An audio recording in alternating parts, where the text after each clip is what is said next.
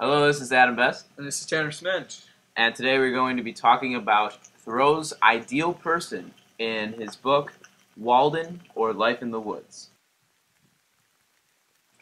As the ideal person, we picked our friend Brandon King, and we put him through a couple of scenarios and situations that we would encounter in everyday life.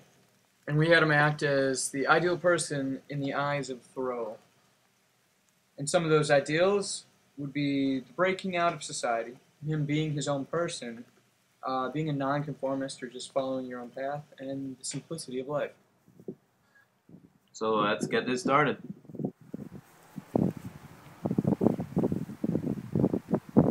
Nature! The first example of this is the quote, "to cut a broad swath and shave close," on page 59. This really, for us, means that you need to shave away everything in your life that is a burden. Like in this example, getting rid of coats and jackets that you don't need, and just simplifying your life, cutting it to bare bones. Simplicity. Less is more. Simplicity, simplicity, simplicity. I say, let your affairs be 2 or 3, and not 100 or 1,000. Instead of 1,000,000, count half a dozen, and keep your accounts on your thumbnail, page 59 to 60. The whole point of this quote really is that you really need to focus on not 1,000,000 things at a time, just 1 or 2, because that is how you get problems solved, because you don't have your mind everywhere. Your mind is clear and life is simpler. In this example, Brandon is crossing out everything in the assignment notebook that isn't important or less important than this project that we're doing right now. We're really focusing on it to try to get the A+. In this example, we are showing that the ideal person needs to tackle the more important issues at hand before he can move on to the new ones.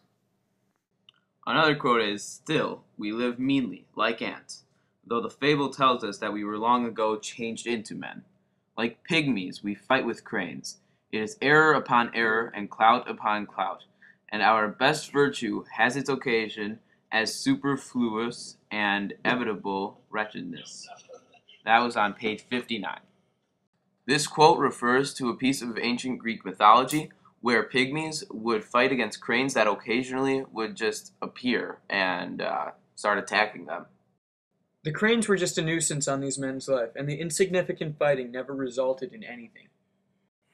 In this example, it shows that men will always try to rise against something unbeatable. Error after error, taking hit after hit, they will lose. The ideal man knows when he is beat. He knows when he will not change the outcome. Thus, he will not become involved. For most men, it appears to me, are in a strange uncertainty about it, whether it is of the devil or of God, and have somewhat hastily concluded that it is the chief end of man here. Glorify God and enjoy him forever. Page 59. The purpose of this quote was that the ideal person cannot listen to organized religions when they say that the only purpose in life is to live for God. So here we show the ideal person understanding the Bible, yet not being completely devoted to a God. Do not trouble yourself much to get new things. Whether clothes or friends, turn the old, return to them. Page 212. We chose this example because today we have a lot of people freaking out about the iPhone 5 when the ideal person would be sticking with the old flip phones. The ideal person will not go out of his way to get something new. He will stick with the old, which he is more comfortable with. Once again, less is more. Say what you have to say, not what you ought, on page 212. Does this make me look bad? Yes.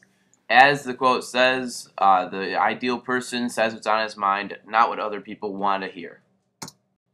So throughout the entire book, Emerson is in the woods, clearing his mind and separating himself from society.